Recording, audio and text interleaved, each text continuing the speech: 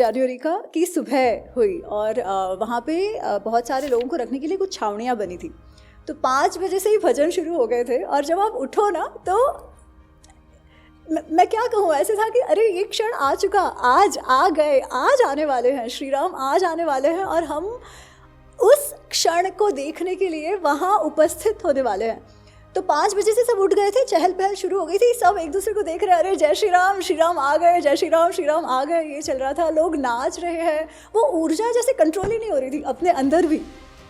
फिर वहाँ गए, तो जब हम गए और उसके पहले जब मंदिर देखा था वो कंस्ट्रक्शन में था, और अब जब वो सजावट जो हुई थी, जिस प्रकार वो मंदिर आपकी आंखों के सामने उभरता है, हे भगवान, वो सीन केवल देखते बनता है। वो जो पूरा माहौल वहाँ का था, फूल सजे थे, दिए लगे थे, इतने सारे लोग थे और सबका मन, एक जो भाव, जो भक्ति, जो आस्था थी, वो आपको अनुभव आप कर पाते थे, वैसा वहाँ पर था। इसलिए तब मुझे ये भी लग रहा था कि क्यों लोग इस मंदिर का इतना क्रिटिसिज्म कर रहे थे। मतलब आप उसका वैभव वो तो देखते बनता है, उतना सुंदर वो मंदिर हुआ है, ठीक है। तो पहले तो गए, मिले थे सब, एक दूसरे को गले मिल रहे थे, वही जय श्री राम चल रहा था। और फिर वो गाने शुरू हुए, वो श्री राम के भजन चल रहे थे, अलग अलग आर्टिस्ट गा रहे थे और साथ साथ लोग भी झूम रहे हैं, तालियां बजा रहे हैं, गा रहे हैं, नाच रहे हैं, ये सब चल रहा था। और फिर मोदी जी की एंट्री होती है और वो जब छत्र लेकर आए,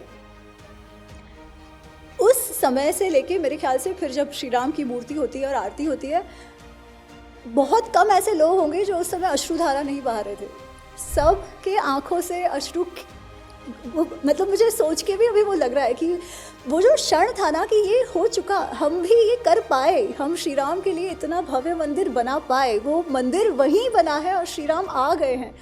वो अनुभव जो था, और मैं जानती हूँ भारत भर में ये था, उस समय तो हम केवल थोड़े लकी थे कि वहाँ थे, तो आंखों से आंसू बहे जा रहे हैं और फिर भी वो सबके साथ उस समय वहाँ होना, मैं कह रही हूँ, मैं कह नहीं पा रही उसका विवरण करना ही कठिन है।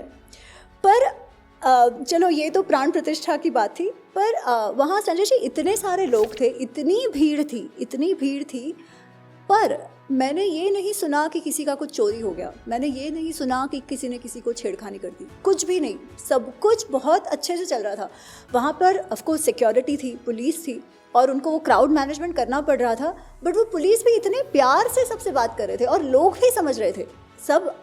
मतलब वो केओस था, बट केओस में भी पैटर्न था, और वो पैटर्न कैसा, दैवी पैटर्न था कि सब लोग ब्यूटिफुल केओस। तो I can only be grateful. मैं बस केवल कृतज्ञ हो सकती हूँ कि उस अवसर में मुझे जाने का अवसर मिला। मैं तो सुन के ही रोमांचित हो रहा हूँ। वही मैं, ये भाव कौन सा जो था वो सबसे अधिक आ रहा था, वो विह्वलता का भाव था या भक्ति का भाव था, हर्ष का भाव था, रोमांच का भाव था? ये सारे ही थे, पर मुझे लगता है कि मतलब पहले तो मेरे ख्याल से 22 के पहले ना ये था कि अरे हमने कर दिया, ये संघर्ष सफल हुआ। वो तो योगी जी ने अनाउंस कर दिया था ना कि मंदिर यहीं बना है। पर उस समय जब मतलब 22 के दिन मुझे लगता है केवल भक्ति और आस्था और श्रद्धा यही था। क्योंकि आप सोचिए, इतनी बड़ी बात हुई थी संजय जी, भारत भर में कहीं पर भी हम एग्रेसिव हुए क्या? हमने ऐसा दिखा दिया कि देखो अब दिखाते हैं, हमारे पास शक्ति आ गई, कुछ नहीं। सब राम कर रहे थे। और एक्चुअली उससे मुझे थोड़ा याद आ रहा है कि वाल्मीकि रामायण में एक श्लोक है कि श्री राम जब वापस आ जाते हैं अयोध्या 14 वर्ष बाद और राम राज्य की बात आती है, तो उसमें वाल्मीकि जी कहते हैं कि वहाँ अयोध्या में कैसा वातावरण था। वो कहते हैं, रामो राम इति प्रजानाम कथाम अभवन, राम भूतम जगत भूतम रामे राज्य प्रशासति। कि हर जगह केवल राम, प्रजा में केवल एक ही बात चल रही है, राम। राम है तो जगत है, राम से ही जगत है। ऐसा वातावरण था कब? रामे राज्य प्रशासति, जब राम राज्य था, जब राम राज्य कर रहे थे, वही भाव था। केवल राम और राम, केवल सब, बस उस समय राममय ही थी अयोध्या और मेरे ख्याल से पूरा भारत भर।